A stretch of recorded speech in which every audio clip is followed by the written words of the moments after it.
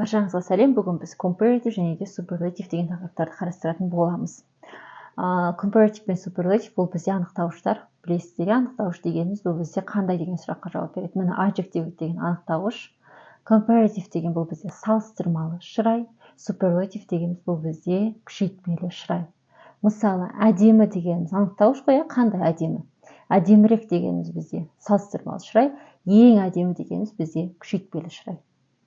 Енді мысал келтірейік. Егер біздің анықтауышымыз бір буыннан тұратын болса, онда былай болады. Мысалы, суық дегеніміз cold, бірақ буыннан тұр cold.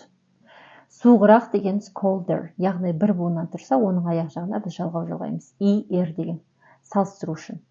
Егер ең суық деп айтқымыз келсе, the coldest алдына the қоямыз, және де аяқ жағына est деген жалғау жалғаймыз. Келесі, егер біздің анықтауышымыз екі немесе одан да көп буыннан тұратын болса, мысалы, қауіпті дегеніміз dangerous. Dangerous. Қанша буыннан тұр? 3 буыннан тұр. Егер 3 буыннан тұратын болса, онда біз оның алдына more деген сөз қоямыз. Яғни біз жалғау жалғамаймыз. Неге? Себебі өзі ұзақ сөз болса, оған еще тағы да жалғау жалғап қойсақ, сөзіміз бір қызық болып кетеді ғой. Сондықтан біз оның аяқ жағына жалғау жалғай алмаймыз, оның алдына сөз қоямыз. Қандай сөз қоямыз? More деген. More деген орыс тілінде более деген сөз. Орыс тілінде де тіпті жалғау жалғамайды, более деп айтады. Егер көп сөзден тұратын болса, көп буыннан тұратын болса, мысалы, more dangerous, қауіптірек. The most dangerous дегеніміз ең қауіпті деген сөз. Алдына міндетті түрде күшейтпелі шырайдың алдында әрдайым the деген артикль қоямыз. The most dangerous, ең қауіпті. Келесі, үлкен дегеніміз big, үлкенірек дегеніміз bigger, ең үлкен дегеніміз the biggest. Егер біздің анықтауышымыз бір буыннан тұрып, және де мына жағы дауыссыз, ортасында дауысты әріп болатын болса, соңғы әріп удваивается, екеу болып кетеді. Міне bigger, the biggest деп, соңғы әріп не болып кетеді? Екеу болып қайталанып кетеді. Бұл жерде де er жалғаймыз, потому что бұл бірақ буыннан тұр. Келесі, dry. Dry дегеніміз бізде кебу деген сөз. Кебу. Кебурек деген dryer, ең кебу деген the driest. Егер біздің анықтаушымыз y деген әріппен аяқталатын болса, y-дың алдында дауыссыз әріп тұратын болса, яғни бұл бір буынында тұратындарға арналған, y-мен аяқталып, y-дың алдында дауыссыз әріп тұратын болса, онда y деген әріп I деген әріпке ауысып кетеді. Dryer. The driest.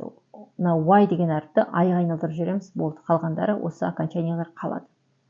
Келесі, егер біздің анықтауышымыз ed деген әріппен аяқталатын болса, онда көбінесе оған borderer деп жалғамаймыз. Border деп айтпаймыз, яғни жалғау жалғамаймыз, оның алдына біз more деген қоямыз.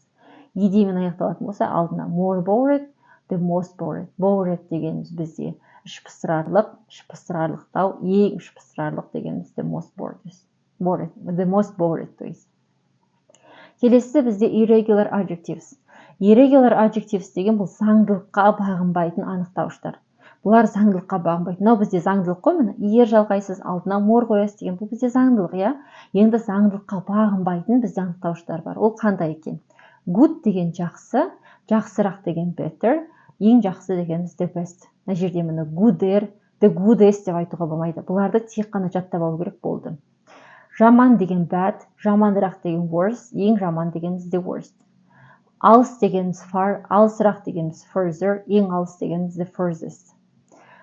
Көп дегеніміз many немесе much. Many деген бұл саналатын зат есімдермен қолданылады. Мысалы, көп машина, many cars, көп сүт, much milk.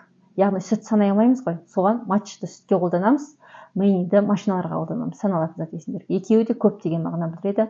More көбірек, the most ең көп. Little аз, ең аз дегеніміз less, the least дегеніміз бұл бізде өте аз деген мағынаны білдіреді.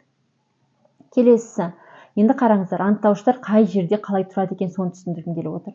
Мысалы, бұл үлкен машина дейді. It is a big car. Big деген бізде анықтауыш. Анықтауыштар көбінесе зат есімнің алдында тұрады. Неге? Себебі бұл зат есімді сипаттайды, қандай екенін.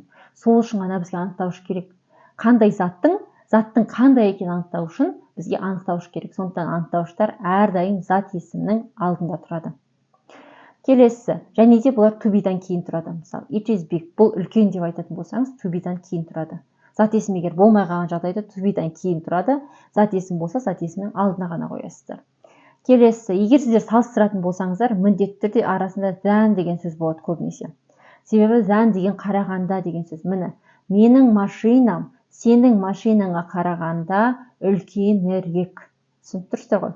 Than деген сөз болса, значит бұл көбінесе comparative болады, салыстырмалы шырай болады. Келесі, superlative. Superlative-та көбінесе именно бір жерді айтады. Осы жердегі ең үлкен деген сияқты. Осы жердегі ең әдемі деп бір жерді айтады. In this car park дейді. Мына көлік жайдың ішіндегі, көлік жай дегенде көлік тұрағы, кешірім сұраймын. Мына көлік тұрақтың ішіндегі ең үлкен машина ол менің машинам дейді. Менің машинам мына көлік тұрақтың ішіндегі ең үлкені дейді. Именно бір жерді айтып тұрмын. Именно бір жерді айтқан кезде сіздер сол жерде суперлатив қолдансаңыздар болады. Потому что ол сол жердегі ең үлкен нәрсе да, ол әлем бойынша ол ең үлкен машина емес. Ол именно сол жерде үлкен машина. Ал әлем бойынша ең үлкен болса, ол жерде айтылады. Әлем бойынша ең үлкен тау деген сияқты мағынада айтылады. Түсінікті ғой? Яғни қай жерде екенін айтқан кезде ол суперлативті қоясыздар көбінесе. Than деген кезде сіздер көбінесе салыстырасыздар. Және де зат есім алдында болса анықтауыш тұрады, және де анықтауыш to be'дан кейін тұрады. Енді сіздерге сұрақ. Easy деген бізде оңай деген сөз, оңайырақ дегеніміз қалай, және де ең оңай деген ағылшын тілінде қалай болады, соны комментарийге жазып кетіңіздер. Және де English сөйлей деген менің Instagram парақшамда сториста күнделікті осы өткен тақырыпқа байланысты тесттер болады. Сол жерге өтіп, сол тесттарға жауап беріп отырсаңыздар болады. Және де сұрақ тағы да сіздерге қандай тақырып түсіндіріп берейін, қандай тақырыпты түсінбей жүрсіздер, соны комментарийге жазып кетіңіздер.